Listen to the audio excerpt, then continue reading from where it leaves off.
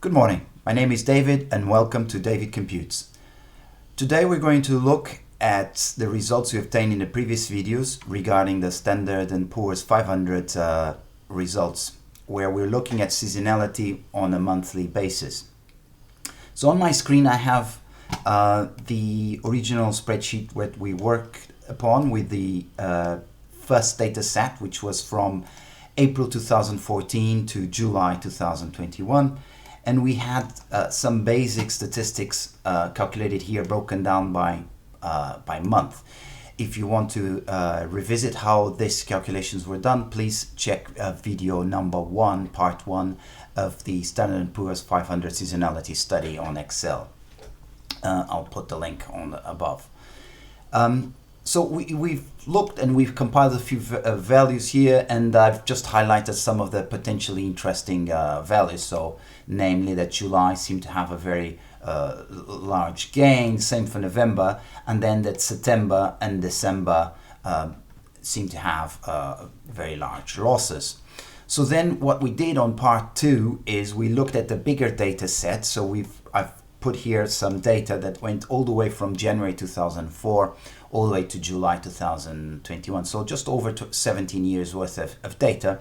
And again, we've compiled the same statistics. And on this spreadsheet, I've added and completed some of the work we started on part 2 of the video, which I did not do at the time just to save us some time and keep the video small, and I'm doing the same effort now. So as you can see here, this is the tables I've compiled. I've done at the time, I did just a couple of years if I recall correctly.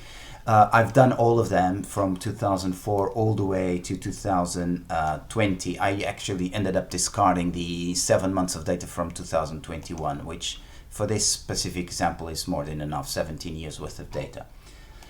So I've done that in advance. And now let's look again at that data. So this was the 4 years, and we're looking to see if there's actually any useful pattern, if these are just outliers that actually do not provide us any edge or any actual information that we can act upon.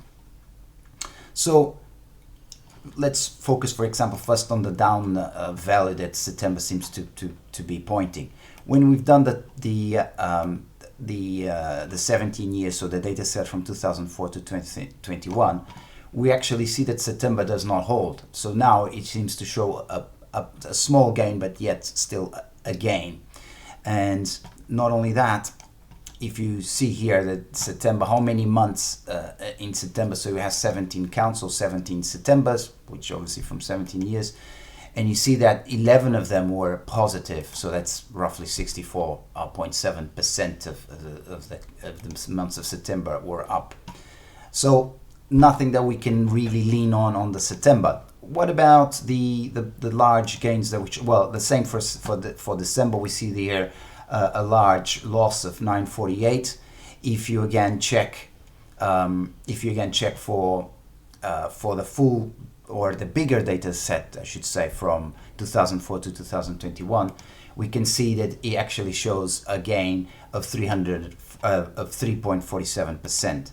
And if you check on the statistics for the months, you can see was actually like September was up 11 months out of 17, so 11 Decembers out of 17 Decembers.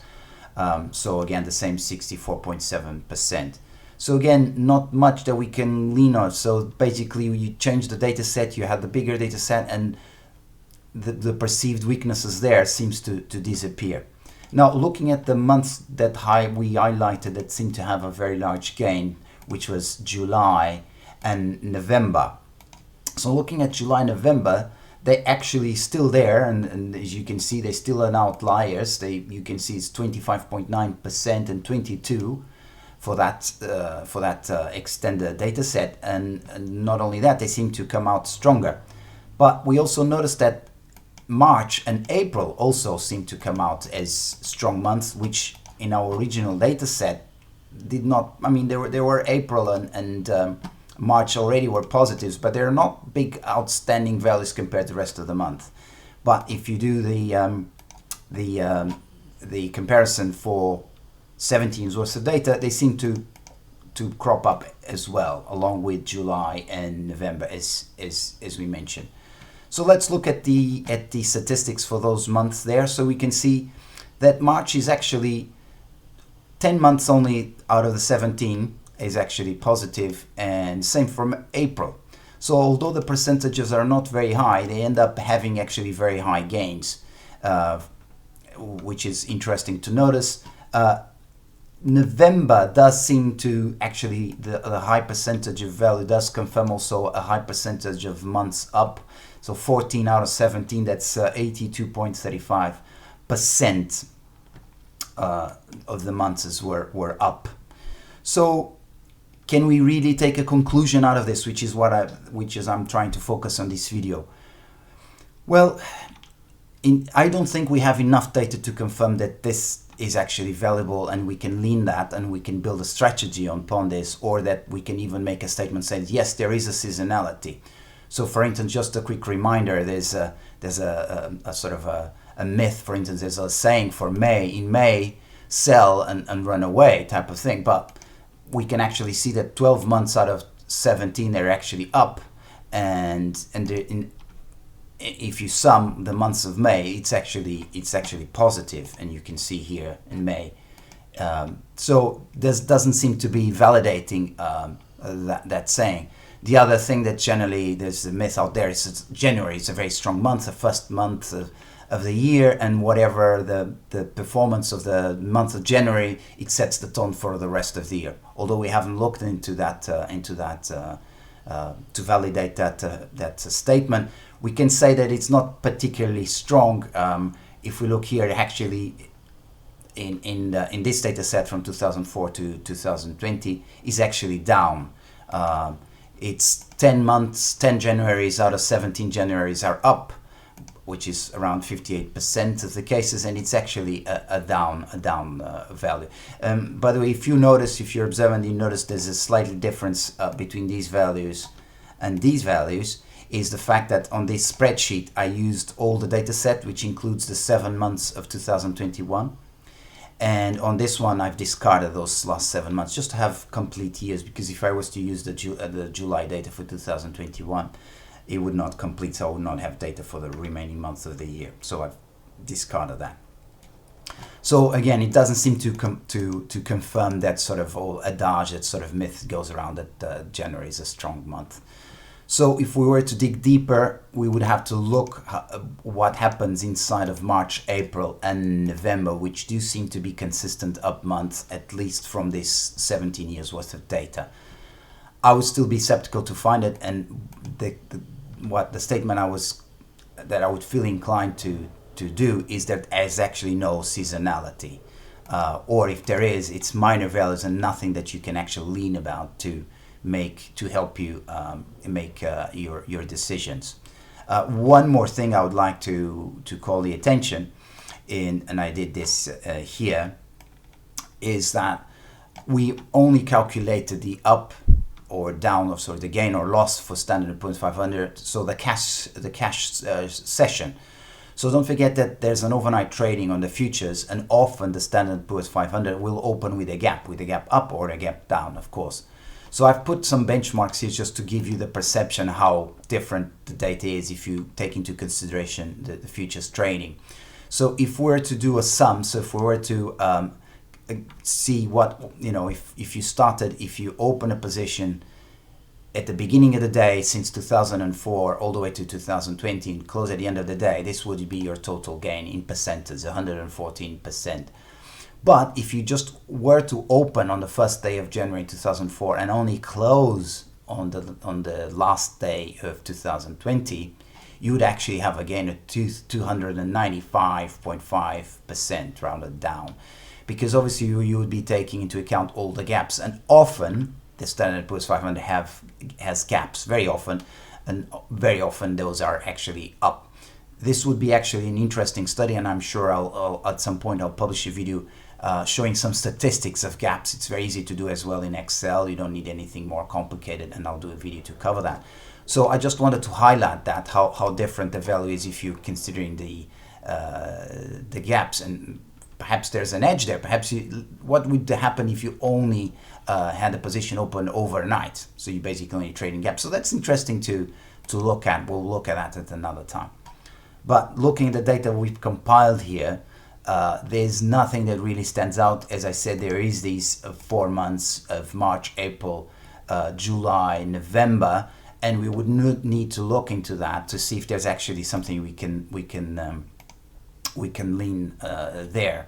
Are these just the results of a couple of March, Aprils, for example, that had very large gains, while the rest of them were either small gains or actually small losses, or they consistently have a higher gain year by year? So basically what you would do, you'd go through each one of these data sets, let's say for example March, and you see if there's a gain consistently on the years. So just looking here, like the first 3 years for 2004, 2005, 2006, there's actually nothing to point out. There's actually loss here again in 2005. Then there's a small gain, positive but small gain. Then 2007, a bit bigger. Again, a small bit gain in 2008. And if you go there, then you see a big outlier here, 2009.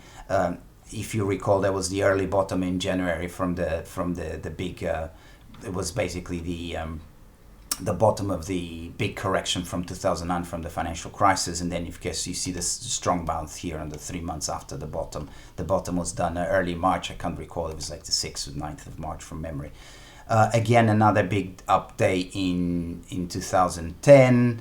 And then you have a negative in 2011. So as you can see, it's not consistent. You have some years with big gains in April and other years not so much. So it seems to point that this is just an eyeballing analysis, nothing consistent like a physical, strong, solid number that you look at. But you could do this. And if you do the same for April, July, and November, you'd possibly find a similar situation. So for November, again, eyeballing is strong, very strong month for 2004, strong months for 2005, strong months to 2006. You think, okay, perhaps there is a pattern, but then you go have a strong down month in 2007, an even stronger down month in 2008, we started at the peak of the recession. The winter was running all the way to March 2009. There was several months with big declines, and again 2010. Positive, but nothing up much, slightly negative in 2011, again the same thing. So again, it seems to point out that why these values are so high for these months is that there's a couple of years or 3 years they have very high gains, and that pushes the average up strongly. But it does not seem to be a consistent thing, like where you can build a strategy, or you can in a confident way say, yes, March, April's, July, November, strong months, so I can build a strategy where I'm, for instance, only invested in the index those months, or a strategy where you perhaps actively trade on those months. So what I'm saying is that what the data seems to show is that there is no seasonality, at least for the month. Again, this video is not to make any statements on that basis. I'm just trying to show you how can you do your own calculations, how easy it is to use Excel. You should do your own calculations and take your own conclusions. I'm just opening some doors to show you some directions where you can look at this data.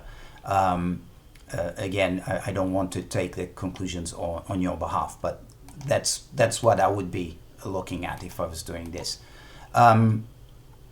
So I'll finish here to keep this short. Thank you very much for watching. Again, if you have any questions, feel free to contact me through email or direct message, and hope to see you soon again. Thank you very much.